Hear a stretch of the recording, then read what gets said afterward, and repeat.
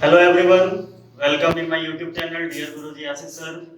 तो आइए आज क्लास 8 के फिजिक्स के चैप्टर 4 के सीरीज में आपका अगला वीडियो। काफी समय आप इंतजार कर लिए, तो आइए आज देखते हैं कि आज के कंटेंट्स में क्या क्या है। ओके स्टूडेंट्स, अगर आप चैनल पे नए हैं तो चैनल को लाइक और सब्सक्राइब करना ना भूलें, इससे आपको लगातार हमारे वीडियोस अपडेटेड मिलते रहेंगे। और अगर आपने हमारा लास्ट वीडियो नहीं देखा है तो उसे नीचे दिए गए डिस्क्रिप्शन में आप जरूर देखें, क्योंकि उससे आपको आज का वीडियो समझने में काफी सुविधा होगी। ओके, तो आइए देखते हैं आज का टॉपिक। तो हमारा फर्स्ट टॉपिक है फोर्स। को सबसे पहले लास्ट वीडियो में मैंने फोर्स के बारे में बताया था और फोर्स के इफेक्ट्स के बारे में बताया था। आज हम लोग देखेंगे कि फोर्स के कितने टाइप्स हैं। तो फोर्स को सबसे पहले हम बेसिकली दो कैटेगरी में कैटेगराइज करते हैं। नंबर 1 इज, आप ग्राफ में देख सकते हैं यहाँ पे, contact force, and number 2 is non contact force. Contact and non contact force, ये वर्ड आपको जाना पहचाना लग रहा होगा। कांटेक्ट क्या होता है? कांटेक्ट मींस संपर्क में आना, नॉन कांटेक्ट जहां कोई संपर्क नहीं है।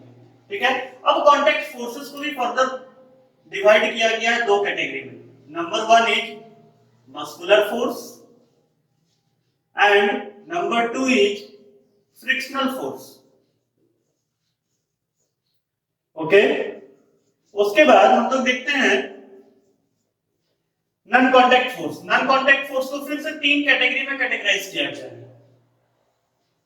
The first one is electrostatic force,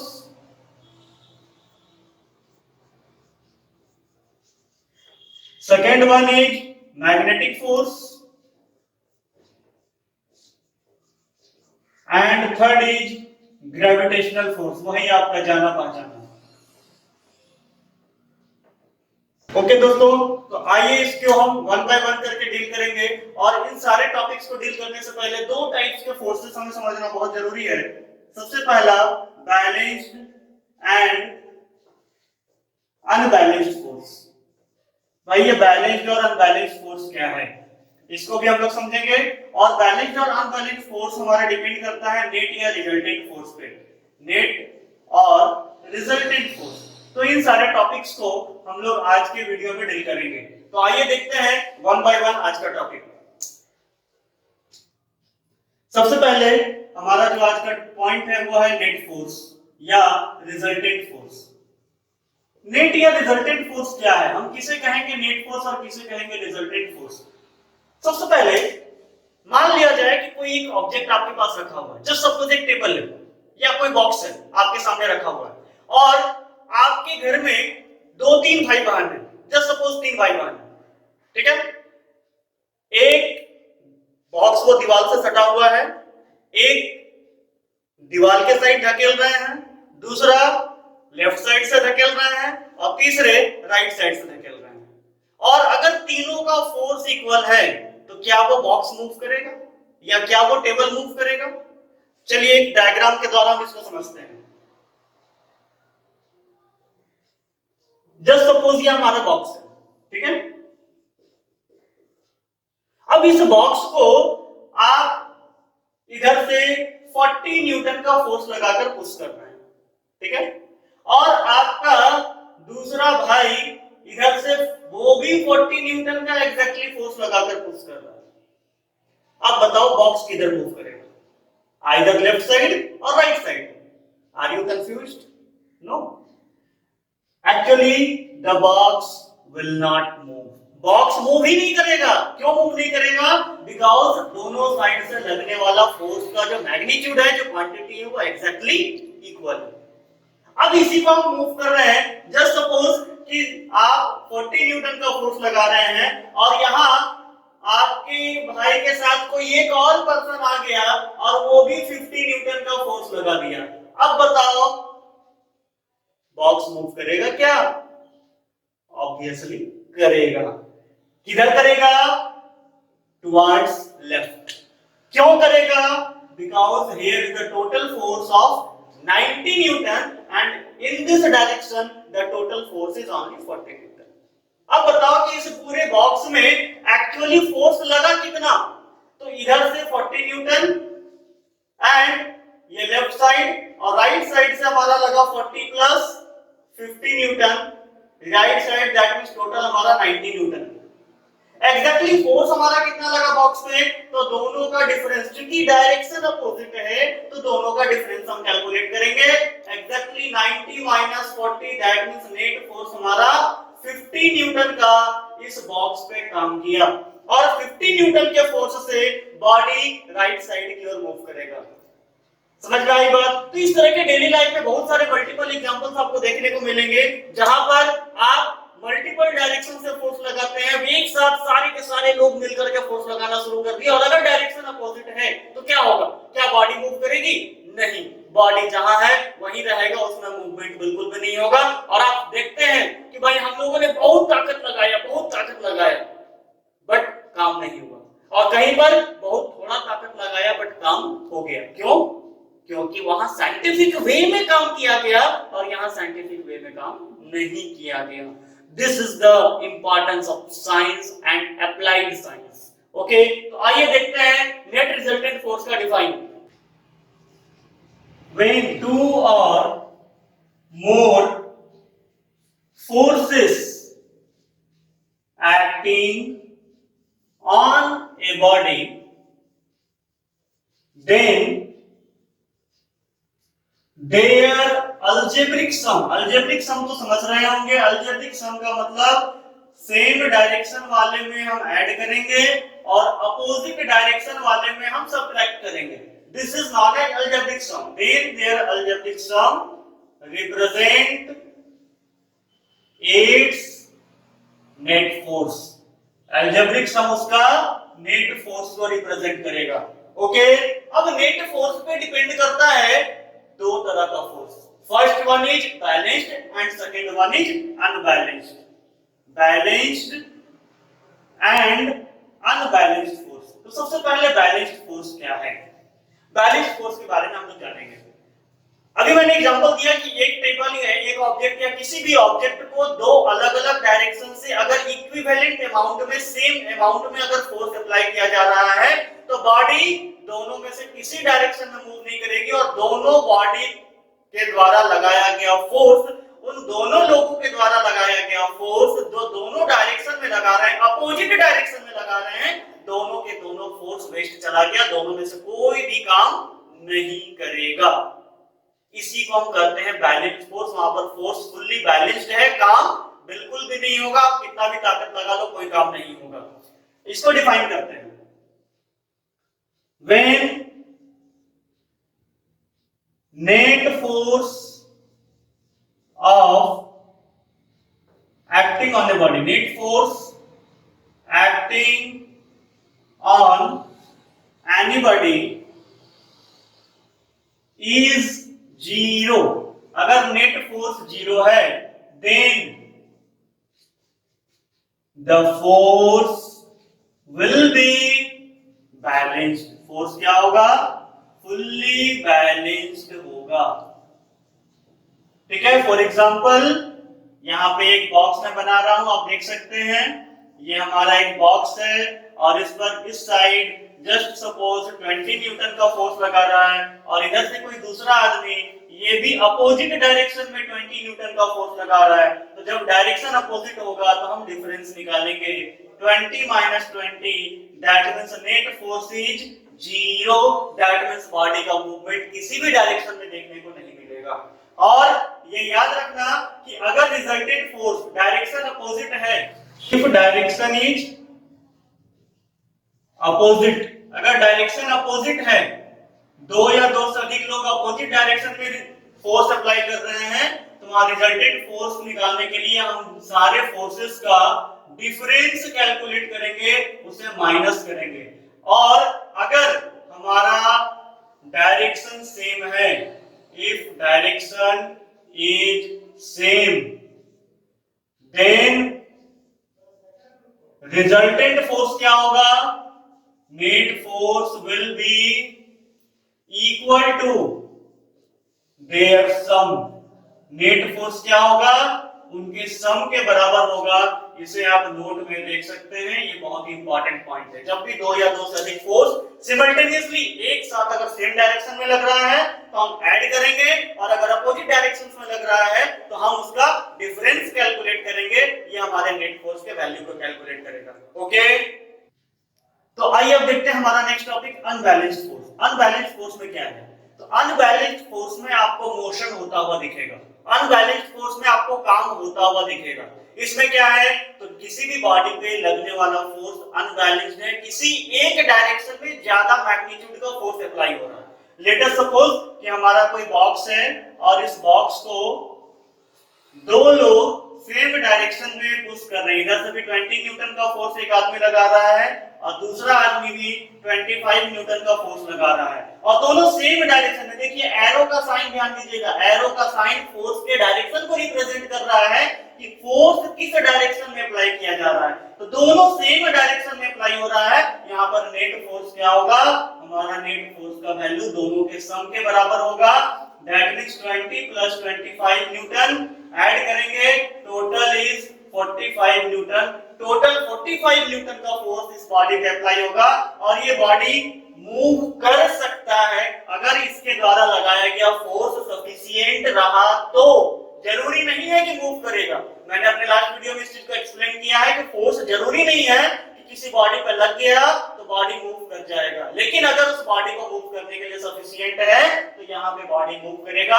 यहाँ नेट फोर्स जीरो नहीं होगा, and such type of force is known as unbalanced force. तो इसको हम लोग डिफाइन कर सकते हैं, when net force acting on anybody have non-zero magnitude। non-zero magnitude का मतलब हो गया उसमें जीरो के अलावा कोई भी दूसरा नंबर हो सकता है। ओके, तो when net force acting on anybody have non-zero magnitude, then the resultant force will be unbalanced। वो फोर्स क्या होगा? अनबैलेंस्ड होगा और बॉडी पे मूवमेंट हो सकता है। ओके, तो ये था टाइप्स हमारा फोर्स का, बैलेंस्ड एंड अनबैलेंस्ड। अब इसके आगे हम लोग देखेंगे जो फोर्स के दो कांटेक्ट और नॉन कांटेक्ट टाइप्स हैं उसके बारे में details. Okay, contact force. Contact force क्या है? तो कांटेक्ट मींस व्हाट? आप कहते हैं कि भाई ये हमारे कांटेक्ट में है, हमारे फोन में इतने सारे कांटेक्ट्स हैं। What is contact? Contact means संपर्क। कांटेक्ट का शुद्ध हिंदी क्या होता है? संपर्क। संपर्क का मतलब किसी के टच में होना, किसी के डायरेक्ट कांटेक्ट में होना, संपर्क में होना। कहते हैं वो हमारे संपर्क में है। तो फॉर एग्जांपल ये मार्कर आप देख पा रहे हैं, ये मार्कर हमारे हाथ में है। हम कह सकते हैं ये मार्कर मेरे हाथों के उंगलियों के संपर्क में है। This marker is in contact of my fingers। मैं खड़ा हूं तो मैं जमीन के कांटेक्ट में हूं और हमारे कांटेक्ट में है, मैं अर्थ के कांटेक्ट में हूं। ये बोर्ड दीवार पे खड़ा है तो कह सकते हैं कि बोर्ड दीवार के कांटेक्ट में है। In this way, all the forces which are applied on anybody when they are in physical contact with each other। जब कोई भी बॉडी एक दूसरे के डायरेक्ट फिजिकल कांटेक्ट में हो तो हम कहेंगे कि वो बॉडी पे लगने वाला जो फोर्स है वो कांटेक्ट फोर्स है, और अगर ऐसा नहीं है तो हम कहेंगे बॉडी पे लगने वाला फोर्स नॉन कांटेक्ट फोर्स है। डायरेक्ट फिजिकल टच करके जिस बॉडी पे फोर्स लगाया जाता है वो कांटेक्ट फोर्स है। आप किसी सामान को उठा रहे हैं, किसी चीज को पुश कर रहे हैं, किसी चीज को पुल कर रहे हैं, और इस तरह की कोई भी एक्टिविटी आप अपने बॉडी से कर रहे हैं, all those activities are type of contact forces। तो कांटेक्ट फोर्स को हम लोग आराम से डिफाइन कर सकते हैं। आइए देखते हैं इसका define. When force is applied on anybody, when it is in direct physical contact,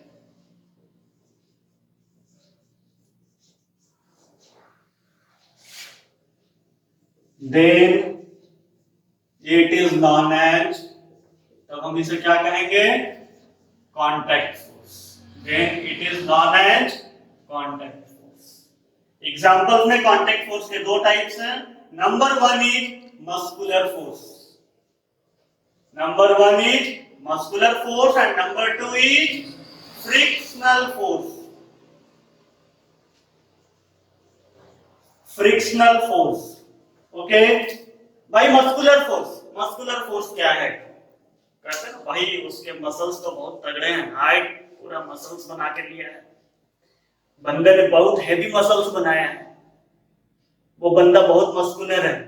किसी कहते भाई ये तो हवा पहलवानी, इससे क्या होगा, क्यों, व्हाई, इस तरह के कमेंट्स क्यों आते हैं, इस तरह के क्वेश्चंस क्यों आते हैं? All these are due to muscular force, क्योंकि वो मस्कुलर फोर्स की चर्चा कर रहे होते हैं। किसके पास कितना मस्कुलर पावर है, दैट मींस फिजिकली कोई भी animal, either it will be a human being और एनी अदर एनिमल, चाहे वो आदमी हो या कोई दूसरा इंसान हो। आप एक घोड़े गाड़ी में बैठे होंगे, घोड़ा आपकी गाड़ी को खींच रहा है, वहां कौन सा फोर्स लग रहा है, मस्कुलर फोर्स। आपने बैलगाड़ी देखी, कहां देखी होगी, आजकल बैलगाड़ी के दर्शन कहां होते हैं, आप लोग तो बस शहरों में रहने वाले हैं, कभी गांव जाकर के देखो तो पता चलेगा बैलगाड़ी का मजा क्या है। बैलगाड़ी में बैल जब गाड़ी को खींच रहा है, बैल कौन सा फोर्स लगा रहा है, दैट इज मस्कुलर फोर्स। और इस तरह के किसी भी एनिमल्स के द्वारा जब किसी बॉडी को पुश या पुल किया जाता है, उस समय उसके द्वारा जो फोर्स अप्लाई होता है, that is muscular force. Muscles means हमारी बॉडी की मांसपेशियां, उसके द्वारा लगने वाला force. And second is frictional force. Friction क्या है, चलो एक छोटा सा प्रैक्टिकल करते हैं। आप लोग हाथ रगड़ सकते हैं, बस हाथों को रगड़िए कस के, क्या होता है, हाथ आपका धीरे धीरे फील होगा, गर्म हो रहा है, क्यों? इन दोनों सरफेस के बीच में, आपके दोनों हाथ के सरफेस के बीच में एक फ्रिक्शनल फोर्स वहां पे काम कर रहा है, एक फोर्स ऑफ अपोजिशन काम कर रहा है जो एक दूसरे को अपोज कर रहा है। और जहां भी अपोज होगा, विरोध होगा, तो गर्मी बढ़ेगी। अक्सर देखते हैं ना, लड़ाई हो रहा है, विरोध हो रहा है, पूरा गर्मी बढ़ गई है, तो बस वही केस फ्रिक्शनल फोर्स में भी है। जब भी कोई बॉडी किसी दूसरे सरफेस से मूव करना चाहता है, तो जिस सरफेस पे मूव कर रहा है वो सरफेस उस बॉडी के मूवमेंट को अपोज करता है, रोकने का काम करता है, और इसी को हम कहते हैं फ्रिक्शनल फोर्स। अगर ये फ्रिक्शनल फोर्स ना हो तो आप शायद अपने लाइफ का कोई भी काम नहीं कर पाओगे। इवन यहां तक कि आप अगर पेन पकड़ रहे हो तो पेन भी इसलिए पकड़ पा रहे हो क्योंकि आपके फिंगर्स और पेन के बीच में फ्रिक्शन काम कर रहा है। अगर ये फ्रिक्शन नहीं होगा तो आप एक पेन तक नहीं पकड़ सकते, पकड़ना छोड़ दो, आप सीधे खड़े नहीं रह सकते हो अगर फ्रिक्शन ना हो तो। इसके बारे में डिटेल्स आपको एक चैप्टर पढ़ना है क्लास 8 में, उसके बारे में डिटेल्स हमारे वीडियोस में आपको बताए जाएंगे कि फ्रिक्शन क्या है और उसके क्या क्या इफेक्ट्स हैं। ओके, तो सबसे पहले हम देखते हैं मस्कुलर फोर्स को कैसे डिफाइन कर सकते हैं। The force applied by the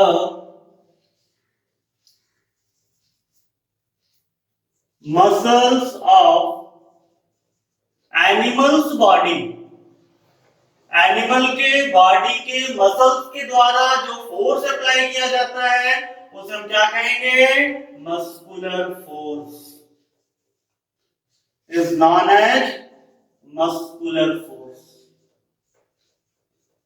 example, lifting any load और एनी ऑब्जेक्ट, किसी भी ऑब्जेक्ट को आप उठा रहे हैं तो वहां पर जो फोर्स लग रहा है वो मस्कुलर फोर्स है।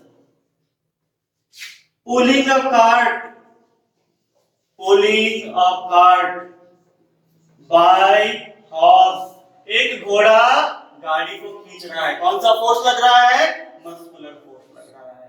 इस तरह के मल्टीपल एग्जांपल्स का सकते हैं आप। सुबह उठने से लेकर के रात सोने तक जितने काम कर रहे हैं, all works are the example of muscular force. अब आइए देखते हैं सेकेंड, फ्रिक्शनल फोर्स को हम कैसे डिफाइन कर सकते हैं। तो frictional force, the force of opposition applied between two surfaces which are in direct contact with each other.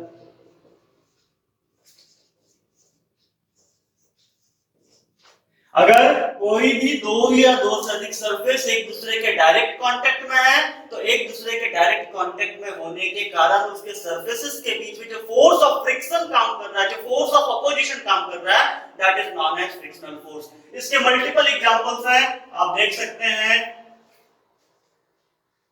Friction between tyres of vehicle and road. Road और व्हीकल्स के tyre के बीच में फ्रिक्शन लग रहा है। आप जब चलते हैं तो आपके